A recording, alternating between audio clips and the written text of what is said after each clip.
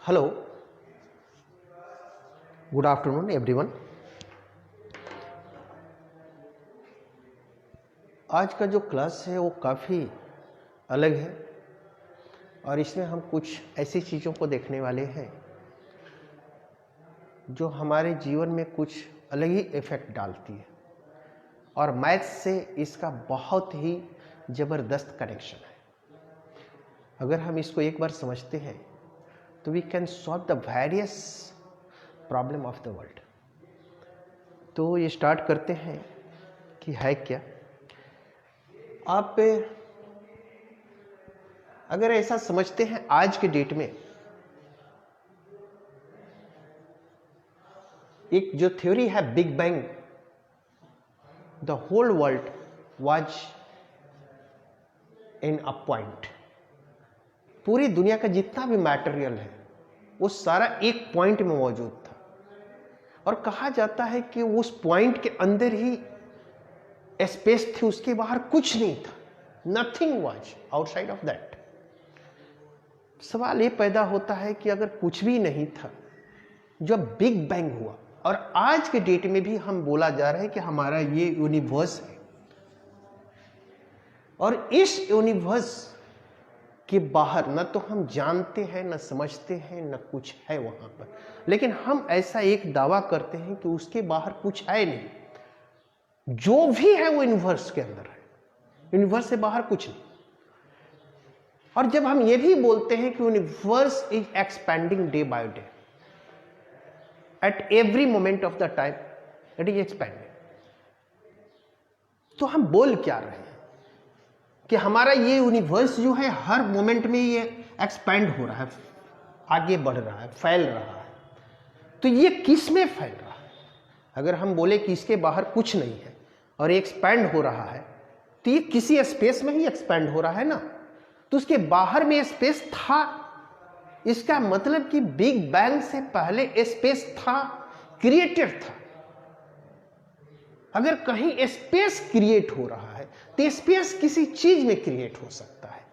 हम अगर मूव कर रहे हैं तो मूवमेंट किसी चीज में ही संभव है। सेल्फ से सेल्फ में मूवमेंट का कोई मतलब नहीं है। एक बड़े चीज के अंदर एक छोटे चीज की मूवमेंट हो सकती है, और अगर पूरी की पूरी चीज मूवमेंट हो रही है तो उसके लिए भी कुछ अनदर स्पेस में जाना होगा। तो जो स्पेस के बाहर था वो क्या था?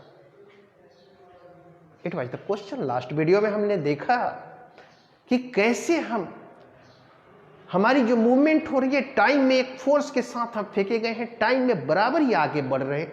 तो क्या ये हमारा टाइम था यहां 000,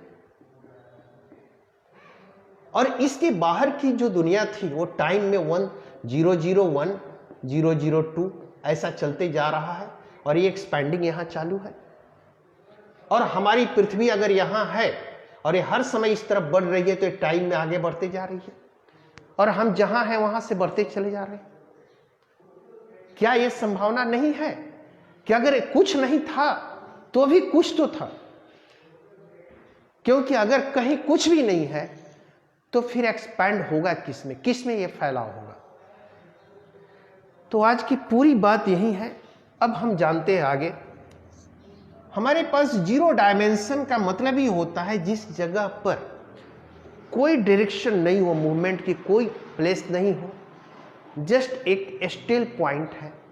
और पॉइंट भी एक ऐसा डेफिनेशन है जो कहना मुश्किल है, क्योंकि पॉइंट में न लेंथ है, न विड्थ है, न हाइट है, न कुछ, कोई डायमेंशन ही नहीं है, किसी डायमेंशन में जगह ही नहीं है। तो फिर उसको क्या कहेंगे, क्या लेंगे? सिर्फ एक कल्पना कर सकते, स्मॉलेस्ट पॉसिबल स्पेस, जो छोटा हो सकता है। आज के डेट में अनडिवाइडेड 1/10⁻37। इस यूनिट के बाद आप डिस्टेंस को डिवाइड ही नहीं कर सकते हैं इस सेंटीमीटर के। तो जीरो डायमेंशन में हमारे पास पॉइंट है, लेकिन अगर इस पॉइंट की बहुत सारी मात्रा एक यूनिट डायरेक्शन में कलेक्ट कर दी जाए तो इससे जो पाथ तैयार होता है वो 1D होता है। अब 1D के बारे में अगर हम बात करेंगे तो हम ये कहेंगे कि 1D is the collection of 0D। 1D is collection of 0D। 0 dimension को बहुत ज़्यादा मात्रा में अगर कलेक्ट कर लिया जाए एक खास डायरेक्शन में तो 1 डायमेंशन का फॉर्म ले लेगा।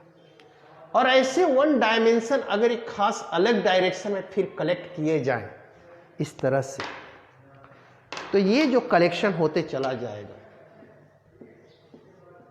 ये एक प्लेन बन जाता जो 2D में आता है। 2D is the collection of 1D। Like that अगर बहुत सारे 2D को एक के ऊपर एक कलेक्ट करते चले जाए, 3D बिल्डिंग स्ट्रक्चर क्रिएट होता है। 3D is the collection of 2D। Now 4D के बारे में अगर हम बात करेंगे तो 4D is the collection of 3D, क्योंकि 4D एक पाथ है जिसमें बहुत सारे 3D को कलेक्ट किया जाए तो एक नया पाथ बनता है। तो 0D के समय हमें ये बिग बैंग के पहले की जानकारी में नहीं है कि उसके आगे बढ़ने का कोई रास्ता था क्या। संभावनाएं थी, बट हो सकता है वहां कोई मैटर नहीं है, कुछ है नहीं, कोई विजिबिलिटी नहीं, कुछ सेंसेशन नहीं है वहां।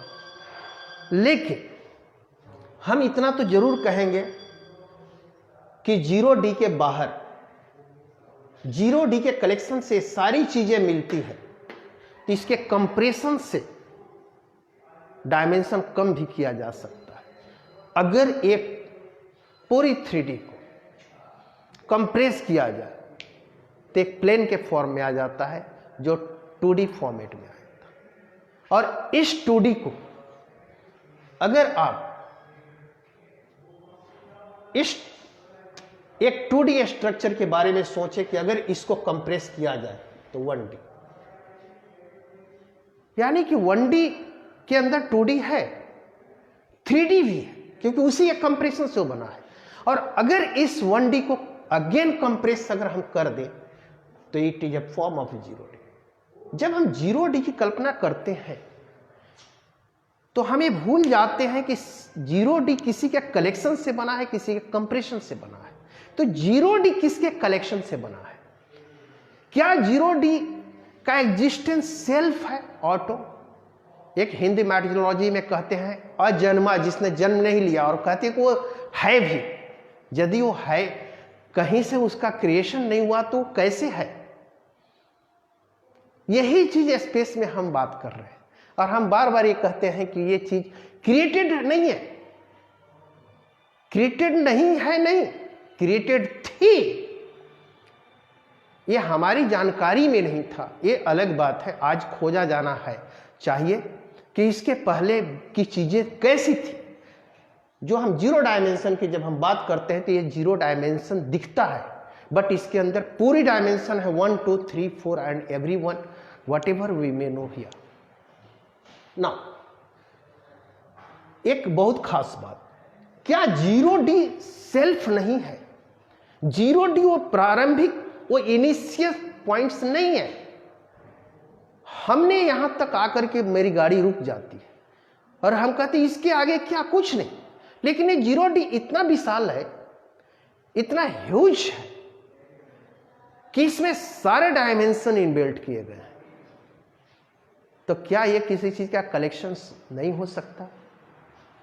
जैसे 1D 2D अपने से निचले डायमेंशन का कलेक्शन है, 2D is the collection of 1D, then 0D is the collection of, yes 0D is the collection of -1D, अगर मैथ की भाषा में बात करें तो। अब हमें यह सोचना होगा कि ये -1D हमें किस डायरेक्शन में ले जा रहा है और इसके कोऑर्डिनेट्स क्या होंगे, इसको कैसे सिंप्लीफिकेशन किया जा सकता है, इसके बारे में जाना जा सकता है। बहुत खास बात है। और -1D पर क्यों रुकेंगे, उसके आगे भी जाएंगे, बट पहले वहां पे हम देखते हैं कि पॉइंट का फॉर्मेशन क्या ऐसे ही है, क्या वो सबसे प्रारंभिक बिंदु है, उसके पहले कुछ भी नहीं है? नहीं, वो भी कहीं ना कहीं से कलेक्टेड होकर के आया, और जिसको हमने एक नया नाम दिया -1D। हम बोलते हैं कि 0D में हमारे पास मूवमेंट की कोई जगह नहीं है। यस, सही है। यह प्रश्न व्यूअर्स का है। उस दो चीजें हैं, टू बी व्यूड जिसको देखा जाना है, और व्यूअर्स जो उसको देख रहा है। आप स्टार्स को देखते हैं, व्हाट आर दे? 0 डायमेंशन। आपको यहां से वो दिखता है, लेकिन क्या सही में वो 0 डायमेंशन है क्या? Is that 0D? यस और नो? नहीं, वो एक पूरी दुनिया है उसके अंदर। ये तब होगा जब उसको जूम किया जा रहा है, जब उसके नजदीक पहुंच रहे हैं। तो व्यूअर्स कहां है और किस पोजीशन से चीजों को देख रहा है, ये उस पर डिपेंड है। तो देखते हैं, हमारे सामने एक ग्लास है, और अगर इस ग्लास को एक व्यूअर्स देखता है 2 डायमेंशन में, तो ग्लास का सिर्फ ये सर्कल उसको दिखेगा, और वो डिफाइन करेगा कि ग्लास क्या है, एक सर्कल है और कुछ नहीं है। लेकिन जब वो 2D से बाहर आता है 3D में, और फिर उसको वॉच करता है, ग्लास को देखने के लिए ग्लास से आपको पूरा बाहर आना पड़ेगा, और जिस डायमेंशन में ग्लास है उससे एक और ज्यादा डायमेंशन में आपको वहां पे आना पड़ेगा। और यदि ऐसा है तो ही आप उसको सही तरीके से देख पाते। आज जो वर्ल्ड हम देख रहे हैं, ये इसकी बहुत अधूरी छवि है, क्योंकि हमको 3D को पूरा समझने के लिए इसके 4D में आना पड़ेगा।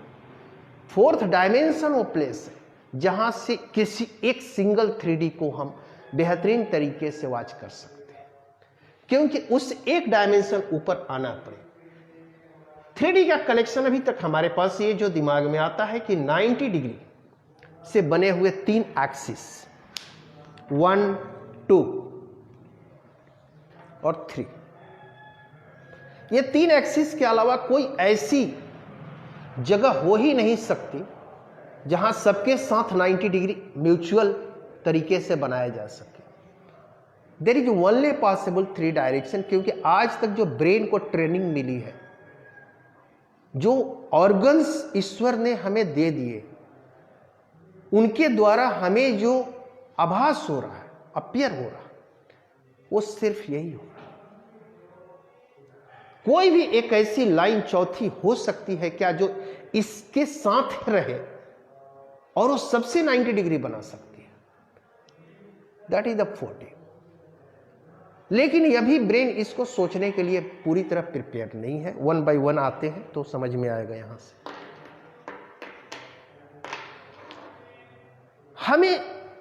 हम एक 3D के अंदर से इसको देख पा रहे हैं। जैसे एक लाइन के अंदर से आप लाइन को अगर आप देखते तो लाइन के बाहर जाने का कोई सवाल ही नहीं पैदा होता।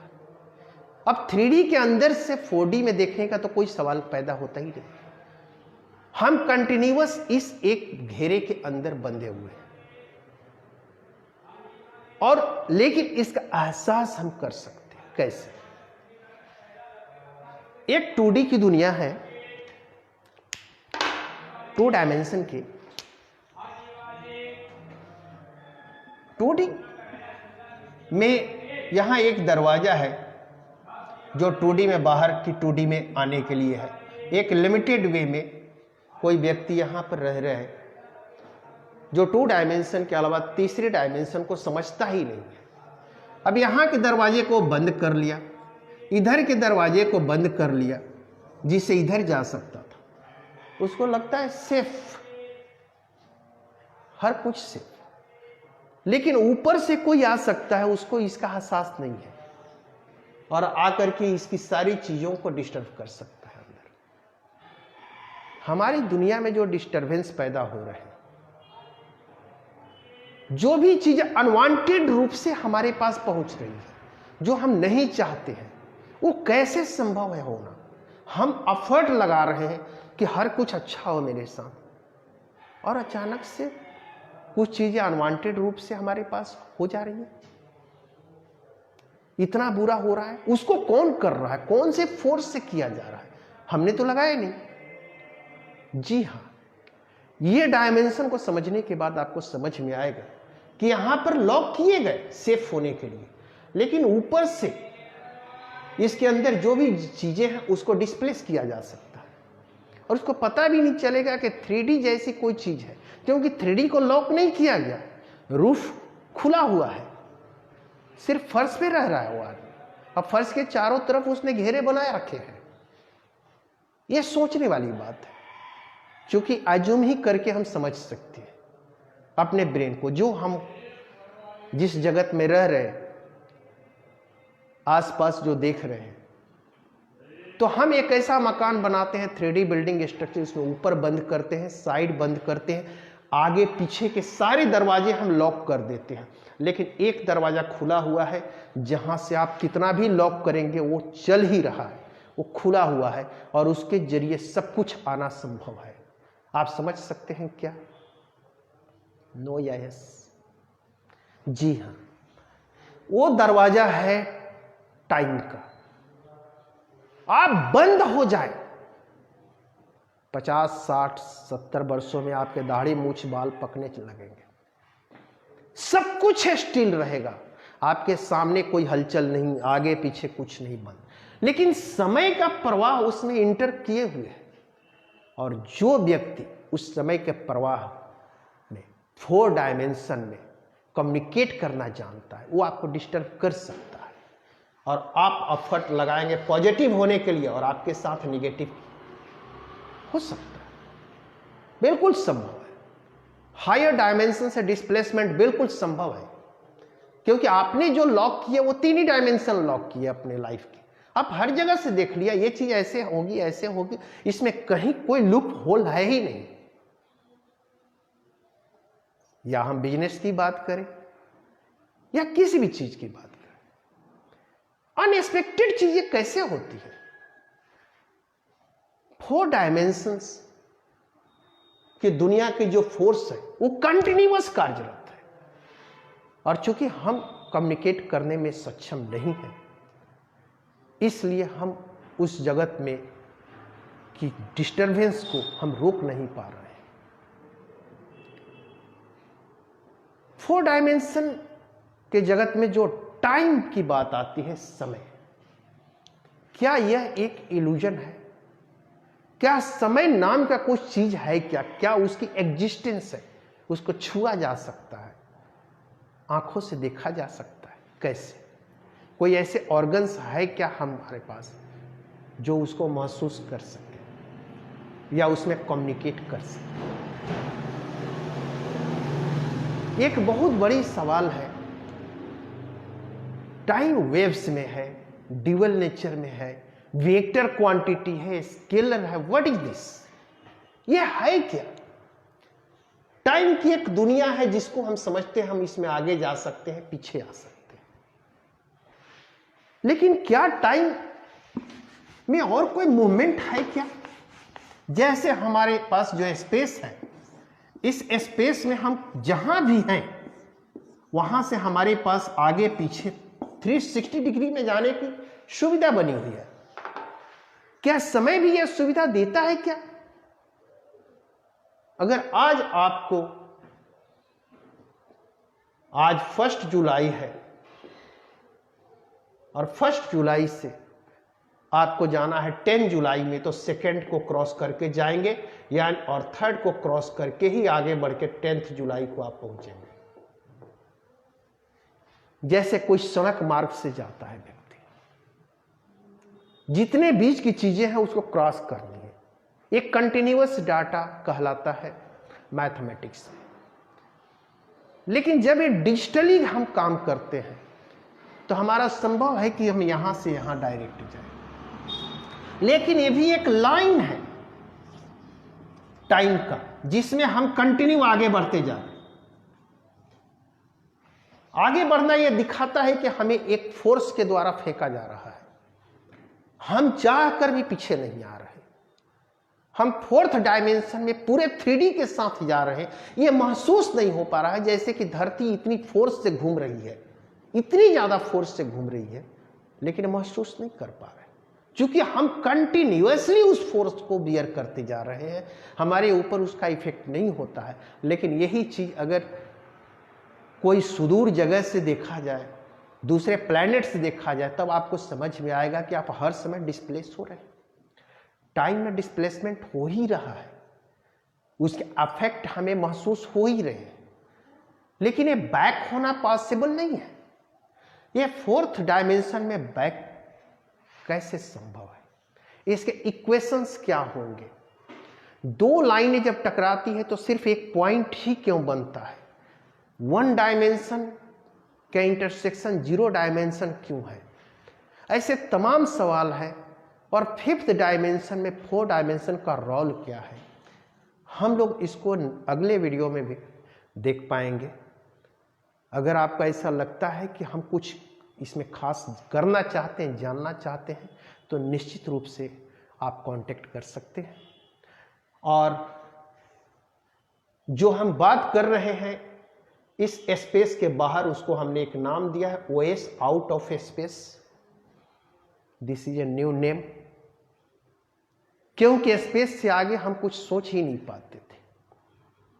ओएस में स्पेस की ट्रैवलिंग हो रही है, जहां टाइम का विस्तार है, और कैसे ये चालू हुआ और कहां जाकर एंड करेगा, ये बहुत सारे सवाल हैं इस पे। जो साइंस के दीवाने हैं, जिनको मैथमेटिक्स से प्यार है, वो समझ सकते हैं। यहां पर इसमें हमें एक वॉल्यूम मिल रहा है, इस वॉल्यूम में हम ट्रैवल कर रहे हैं, और एक वॉल्यूम में बहुत सारा एरिया बनाना संभव है, क्योंकि सीट्स डालते जाए एरिया बनती जाएगा। एक छोटे से एरिया में हाइट दे दें तो बहुत बड़ा वॉल्यूम तैयार हो सकता है। यानी 2D का एक छोटा सा जगह में अगर 3D हमको मिल जाए तो असीमित वॉल्यूम हम ले सकते हैं।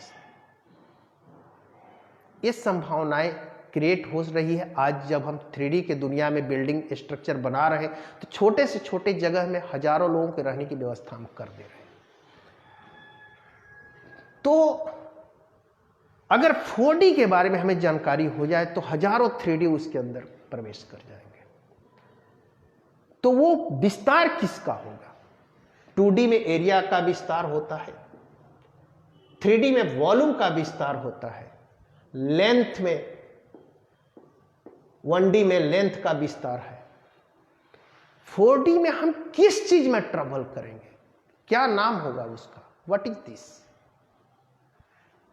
तो इसका एक नए नाम हमने जो दिए हैं, जिसका नाम सोलुम, वॉल्यूम के आगे की दुनिया। और इस सोलुम की क्या प्रॉपर्टीज होगी और क्या खासियत होगी, कैसे इसमें हम ट्रैवल करेंगे और क्या संभावनाएं हैं।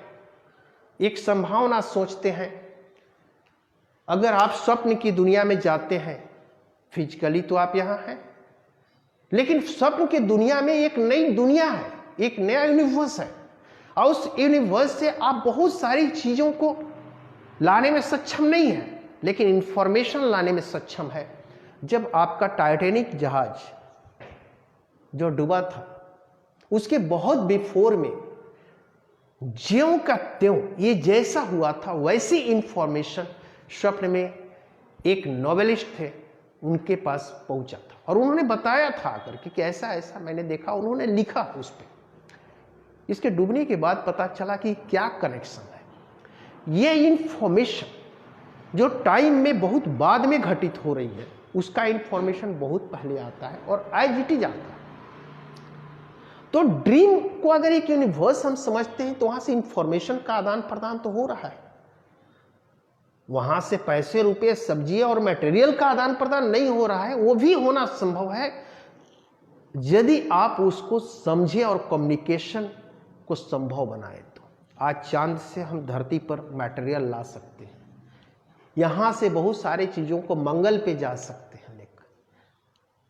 अब सिर्फ ये इंफॉर्मेशन की चीज नहीं रही, तो एक समय आएगा जब एक टाइम की चीजों को दूसरे टाइम में ले जा सकते हैं। आप अपनी जिंदगी जी सकते हैं, जिस समय में बहुत खुश हो, उस समय को कॉन्स्टेंटली कुछ सालों तक और जी सकते हैं।